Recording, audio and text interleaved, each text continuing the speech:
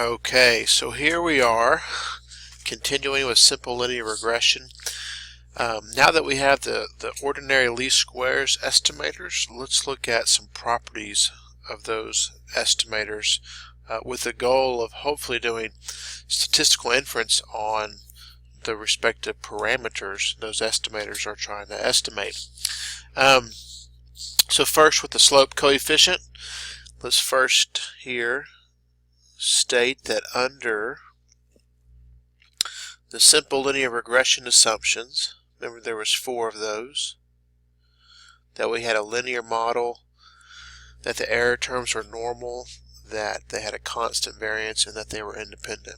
But if those hold, then it turns out beta 1 hat, the estimator, is normal with a mean of beta 1, and the variance or the standard deviation of beta 1 hat is given by this expression here.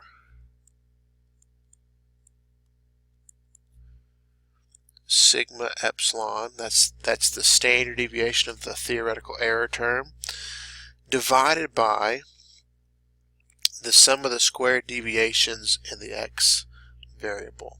Okay, so a couple of things I want us to take away from here. One is that beta 1 hat is an unbiased estimator, unbiased, in that its average value is the parameter it's trying to estimate. Okay. Number 2, let's see here. Number 2 is that beta 1 hat is normal, follows a normal distribution. Okay. Now we're not going to derive this result, but I just want us to, the big takeaway for us is that, hey, this estimator is normal with mean of beta 1, and the standard deviation is given by this expression here. Okay. So I do want to ask a follow-up question though with this. How could we reduce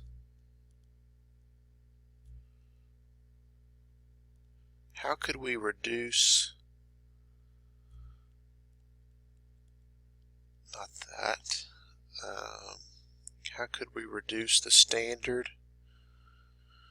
deviation of beta 1 hat? How could we make that smaller? Well, one is if you made this numerator smaller, but if that's fixed, the only other way is to make that quantity larger. So you make SXX larger. And so what that means in terms of the data, it's kind of interesting. What that means in terms of the data is that the spread in the x is larger than if SXX was smaller. And so what I want to do here is, let's see, okay, it's not cooperating. If you take note here, the square deviations in x, the sum of them is n-1 times the sample variance in x, and so the way we usually think of this is the formula for the sample variance in x is that expression. So if you solve for the sum of square deviations in x, you get n-1 times sx squared. And so if we can increase the variability in the x's, in other words, here's x, here's y. Suppose I had a scatter plot like this, where the x's were spread out across this range, but then suppose I had another scatter plot like this, the same amount of data, say 15 data points, but the range is smaller for that set of data. The variability and the estimate for the slope would be smaller here than it would be here. And if you think about it, there's some intuition there. This is a more stable platform for the line of best fit to go through the data as opposed to this one here. And so, what I'm getting at is, how could we reduce the standard deviation of beta 1 hat? Well, by increasing the square deviation, the sum of the square deviations in x, i.e. increase the variability or increase the spread or the range in the x data. Okay. Alright, the intercept estimate, beta naught hat, it turns out that under the 4 assumptions of simple linear regression, we have a similar result.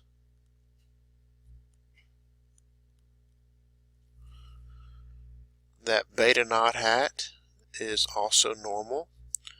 Its mean is beta naught, and its standard deviation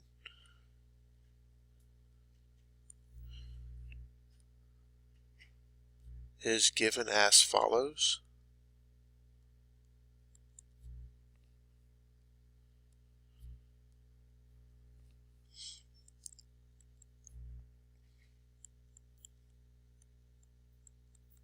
Okay.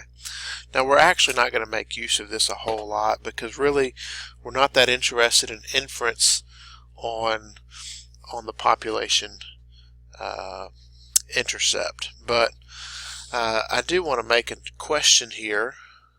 I want to ask a question here: is when is beta naught hat not really interpretable?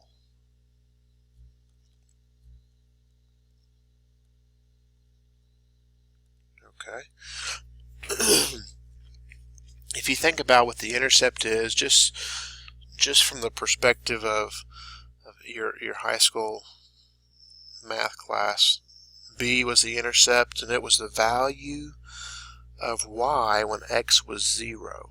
Okay, that's the way you think of it mathematically. But in terms of in a simple linear regression setting, is that okay? Well, let's think about that situation. I'm going to give you 2 scatter plots here. One where I've got data that's just kind of spread out across almost all the quadrants of the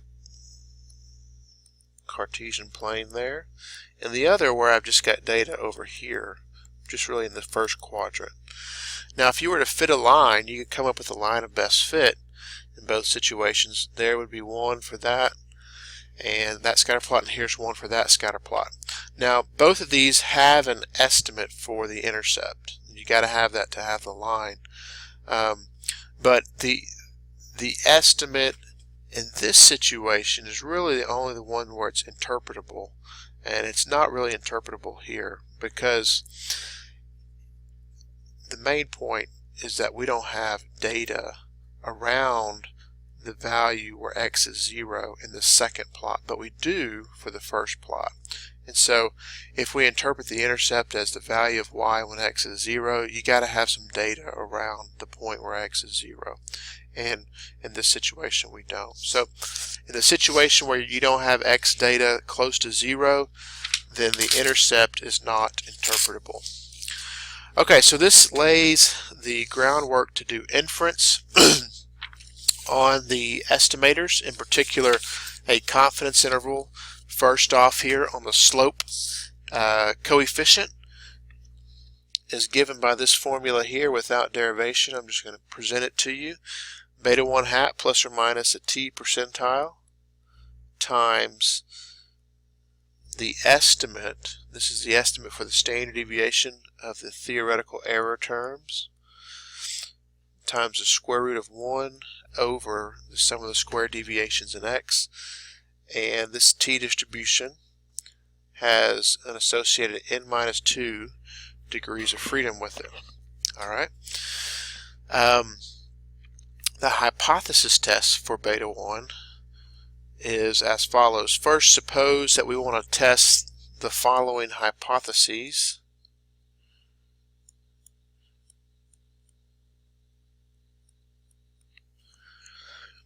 that we would test is beta 1 equal to, I'm going to have beta 1 with the subscript on the 1, and this is a fixed value. Beta 1 naught is, okay. Now, the alternative would be that that beta 1 is not equal to that fixed value. If that's our hypotheses, and our test statistic is as follows: beta 1 hat minus beta 1 naught over SE divided by the square root of SXX, and this is again with n minus 2 degrees of freedom. This is our test statistic. We can test any general hypothesis on the slope parameter there. Now it turns out though that we typically set the fixed value to be 0. And why is this an interesting hypothesis? Well, so instead of having, say, the number 5 or number 2 there, we have the number 0 there. And why is that interesting? Well, if beta 1 is 0, then x and y are not related through the linear model. So let me answer that question. Why is that an interesting hypothesis? Well, because if beta 1 is 0, then x and y are not related through the model. Okay. Right, so if you want to see that mathematically, if you think about what is the model, the underlying simple linear regression model is given by this equation here. If I force this,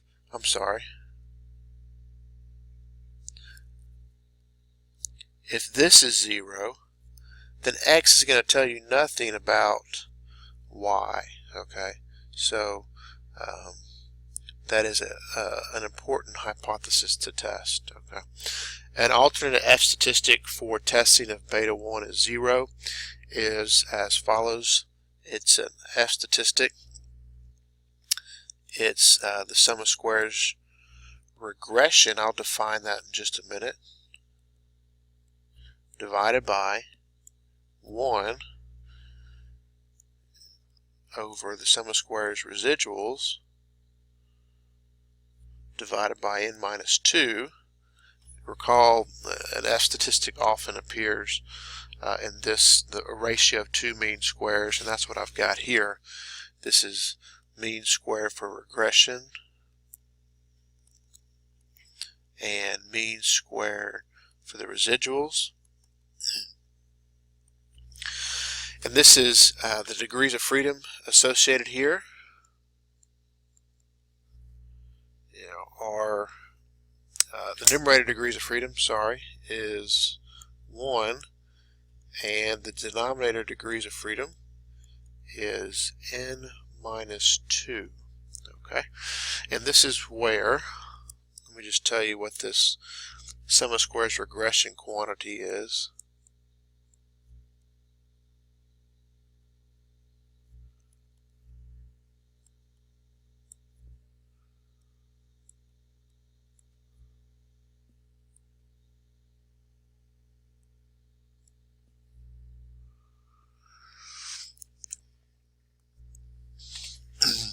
Given by that expression there. It's the square difference between the fitted value and the sample mean.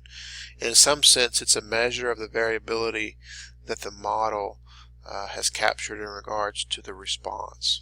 Okay. It turns out, this is not just incredibly important, but I'd like for you to be aware of it. It turns out that the total sums of squares is equal to SS regression plus SS residual. Okay, and this is a result that's akin to what we saw in the analysis of variance model. Okay, so here we have a way, or two ways, that we have the interval, confidence interval, and the hypothesis test for the slope parameter, We also have an interval and hypothesis test for the intercept parameter.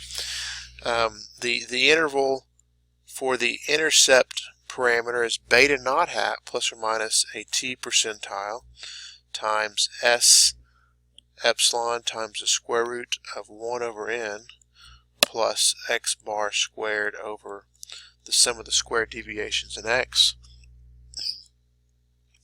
This is with degrees of freedom of n minus 2, and the hypothesis test would be as follows. It's a t-test. It would be beta naught hat minus beta naught, whatever the null hypothesized value is, divided by SE times the square root of 1 over n plus x bar squared over the sum of the square deviations in x. And this has n minus 2 degrees of freedom. Okay, this is a result of the sampling distribution or the properties of beta naught hat. Just like these here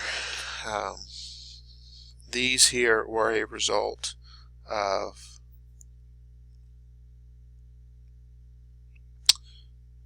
the properties for beta 1 hat. Alright, so moving along here, I present that to you, but I do want to make a note here is that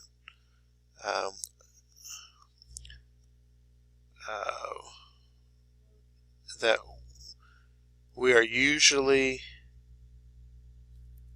much more interested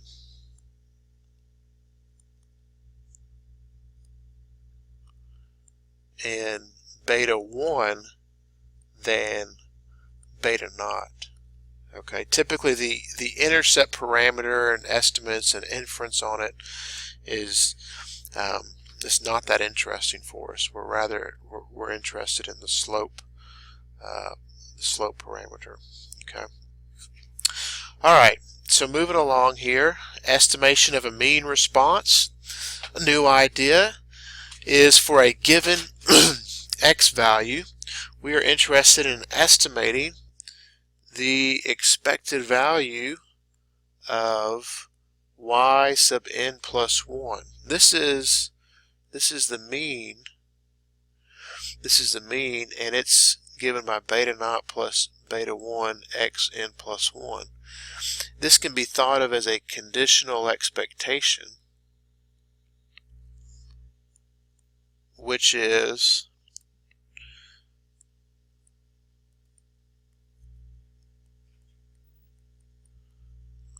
we think of this, that's the notation for it. This is the mean of y, the mean of yn plus 1 given x n plus 1. And so the way we think of this, say in the context of the Sparrow data, would be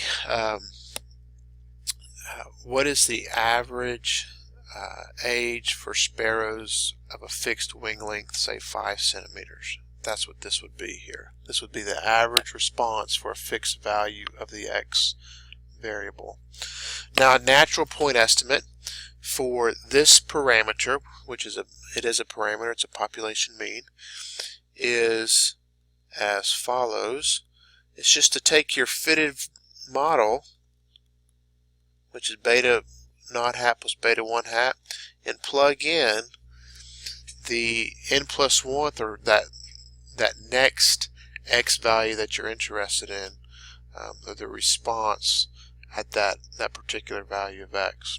That's your point estimate, and a resulting confidence interval for it is as follows: yn plus 1 hat plus or minus a t sub alpha times se times 1 or times the square root of 1 over n plus x n plus 1 minus x bar quantity squared over the sum of the square deviations in x. And again, the degrees of freedom for this t percentile is n minus 2. Okay, so we can estimate this conditional mean with an interval formula given right there. Okay, another idea within regression is being able to predict the next value of y. So for example, suppose we find a sparrow whose wing length is 5 centimeters. Can we predict what the actual age is of that sparrow?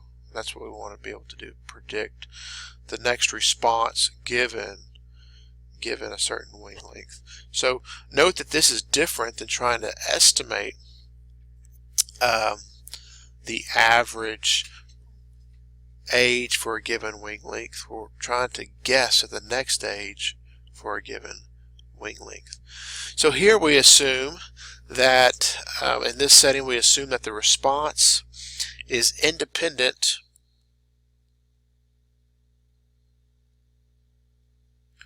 of the previously observed response values, but that it comes from the same normal regression model. Okay, and the point prediction we have is really the same as the point estimator on the previous page. I'm going to take my fitted model and evaluate it at xn plus 1. The prediction interval here,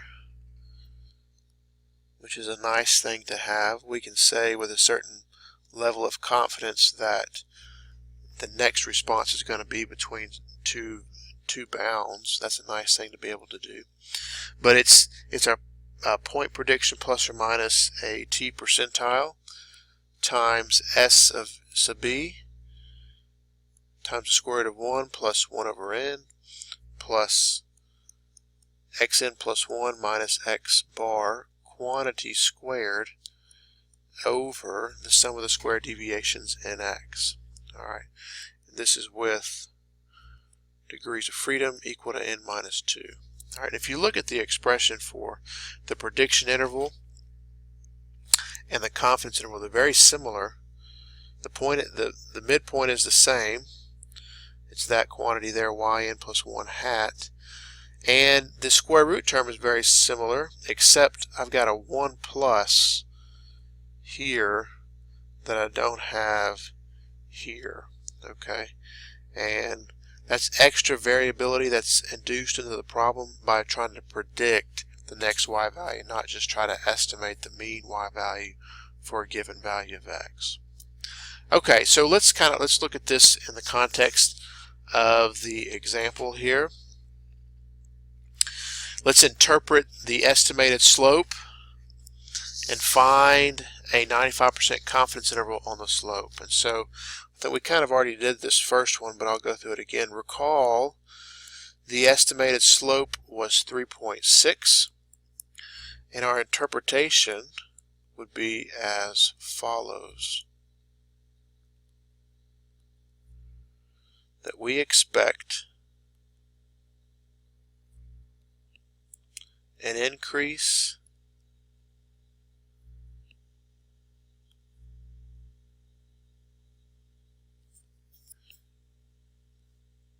in the age of 3.6 days for every 1 centimeter increase in wing length.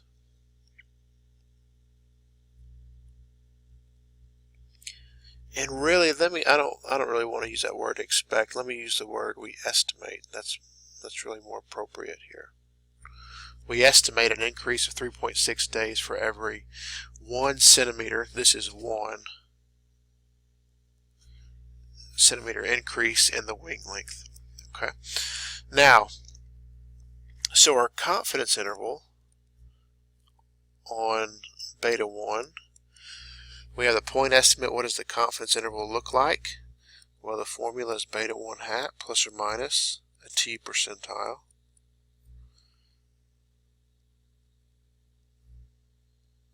times SE times 1 over the sum of the square deviations in x. Now, beta 1 hat is 3.6 plus or minus If you look up the t percentile, we're dealing here with 13 minus 2 or n minus 2 degrees of freedom, 11 minus 2 or 11 degrees of freedom. If you look up the appropriate t value there, you're going to get 2.20. S sub e, we found the square of that earlier, so what we're going to do now is take the square root of it, that's 0.635, and then multiply that times the square root of 1 over the sum of the square deviations in x, which was 19.66. Okay, so this becomes here 3.21 comma 3.99. So I'm confident you can do the mathematics there. The lower bound is 3.21, the upper bound is 3.99, and so this gives us a more sure gauge of the value of beta 1, and in turn a better interpretation would be that, well, we expect an increase in age, as low as 3.2 days, as high as almost 4 days for every 1 centimeter increase we see in wing length. We expect to see that kind of relationship between x and y. And what we're doing here with inference on the slope in the context of simple linear regression is basically explanation. How do changes in x affect changes in y? Okay, so a change in x here is reflected in a change in y through the slope. The predicted age, next here, let's give the predicted age of a sparrow whose wing length is 4 centimeters. So what we're after here is, well, given that xn plus 1, that is the next we find a sparrow with wing length of 4 centimeters there. The age, the predicted age here would be, well, we're going to take our fitted model and run our xn through that. So my fitted model is negative 2.3 plus 3.6, then times, I'm going to plug in 4 here. And if you do that, you get 12.1 days. Okay, and so that's our predicted value. That's our best guess at the age of this particular sparrow. All right, moving on here, this last page dealing with inference.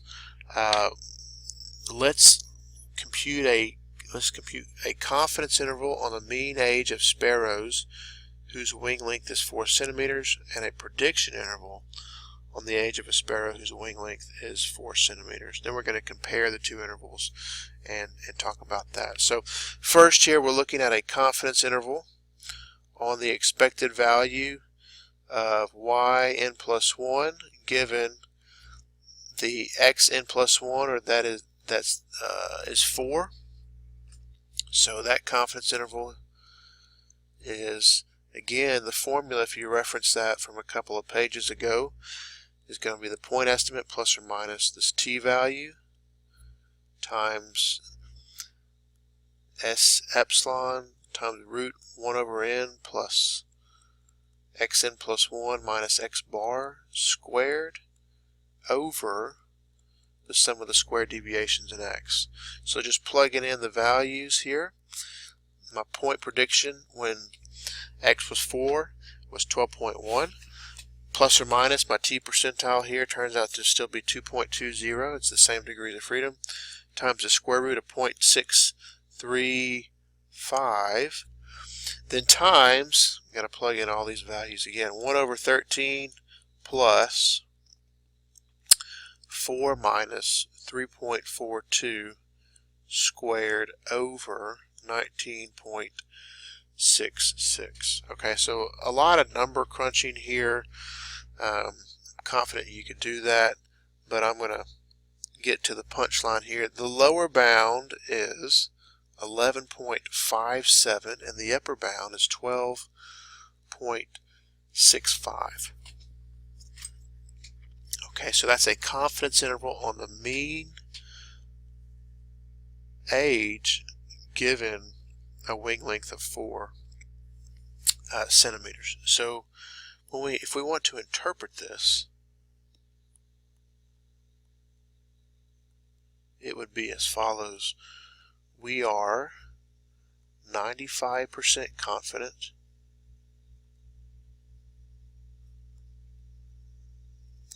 that the average wing length, the average age, I got those switched there, that the average age for a sparrow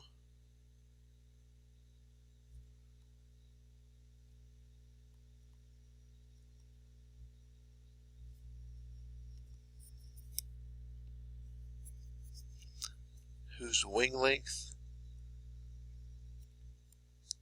is 4 centimeters, that average age is between 11.57 days and 12.65 days. Okay? That's the confidence interval on this conditional mean here. Next, we want a prediction interval. Let's kind of partition this out here. We want a prediction interval, PI for yn plus 1 if xn plus 1 is 4. So the situation here is, what is, for a given sparrow that has that wing length, can we predict, can you give me a good guess at the individual age of that? Not an average age, but the individual age. Alright, so here we have yn plus 1 hat, just following the formula on the previous page, or a couple of pages ago.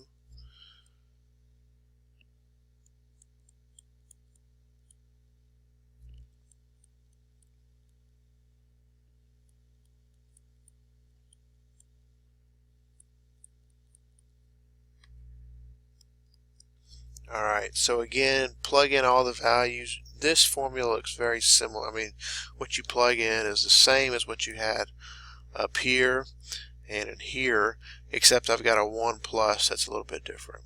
Okay, I need to consider for that. So the calculations are all very similar, and if you do those calculations, you will get a lower bound of 10.22 and an upper bound of 13.95. And if we want to interpret it, the interpretation would be something like this. We are 95% confident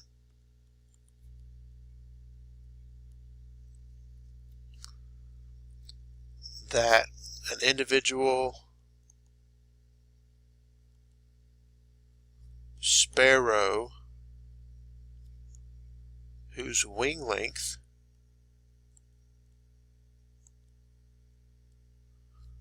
is 4 centimeters, that it has an age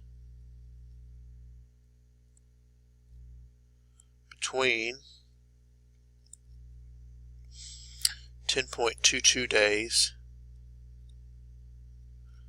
and 13.95 days. Okay, so this interval is getting at an individual sparrow. This is the confidence interval, and the mean is getting at an average age. Alright, and so the follow-up to the question, which interval is wider? Clearly the prediction interval is wider than the confidence interval. And why is that the case? Well, just generally speaking, it's harder to predict an individual age or an individual response than it is to estimate the average response or average age, in this case, for a given wing length there. So it's easier to estimate an average than it is to try to predict the next unknown response. Okay, last question here. Would it be wise to use this model, or the previously found model, to predict the age of a sparrow who has a wing length of 7 centimeters? Why or why not? Okay, well, to answer this question, I want us to think back all the way back to the original data. So I'm scrolling back here. Here's the original data. If you look at the original data in terms of x, my x values are between 1.4 and 5. I don't have anything out here close to 7. There's nothing out here. So if I use my model to predict the age when x is 7, I would be following the line up to this point. And that's mathematically what you would do. But the problem with that is extrapolation. And we don't have any data around x equal to 7, and so our model actually, while it's good between roughly 1 and 5, who knows what happens out here at 7? What if the theoretical trend actually starts to taper off, and as opposed to just staying linear there? So at some point we're going to actually see that, because as the age is going to or actually it's going to do something like this. The age is going to increase, but the wing length is going to stop. It wouldn't happen over here at 7, but at some point it would happen. So but the big takeaway is we don't have data near x equal to 7, and so we don't want to use our model to try to predict the age of a sparrow at that wing length. So the answer here is no, it would not be wise. Why or why not? Because